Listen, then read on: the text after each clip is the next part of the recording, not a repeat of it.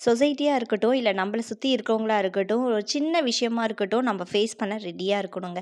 நம்மள நம்ப 4 பேர் இருக்காங்க இல்லையா? அவங்க நம்மள நம்புவாங்க இல்லையா? ஸோ நம்ம எதுக்காகவும் கவலைப்படக்கூடாது. நம்ம தைரியமா நம்ம வேலைய செய்யணும். ஓகே ஃப்ரெண்ட்ஸ், இன்னைக்கு பசங்களுக்கு கொஞ்சம் கோல்டுன்றதுனால சிக்கன் தான் எடுத்திருந்தேன். இந்த சிக்கன் வந்து நமக்கு மிளகுத்தூள் கொஞ்சம் நெறையா போட்டு செஞ்சோம்னா சளி கேட்கும். அதேபோல நான் சிக்கன் 65 சேர்ப்பேன். ஆனா அதில வந்து சில்லி பவுடரோ, இல்ல வந்து கலர் பவுடரோ எதுவுமே சேர்க்க மாட்டேன். அதுக்கு பதிலா நம்ம வீட்டில் அரைச்சி வச்சுருக்க மிளகாத்தூளும் உப்பு இஞ்சி பூண்டு விழுது சிறிதளவு சோள மாவு சிறிதளவு அரிசி மாவு அவ்வளோதான். இதை சேர்த்து நம்ம வந்து செஞ்சாலே சூப்பராக இருக்கும், டேஸ்ட்டும் நல்லாயிருக்கும். கண்டிப்பாக செஞ்சு பார்த்து கமெண்ட் சொல்லுங்கள். அப்புறம் நல்லா மிளகுத்தூளை நல்லா நிறைய மிளகுத்தூள் கொஞ்சம் சேர்த்து நம்ம குழம்பு மிளகாய் கொஞ்சம் கம்மி பண்ணி நம்ம சிக்கன் கிரேவி பண்ணோன்னா சூப்பராக இருக்கும்.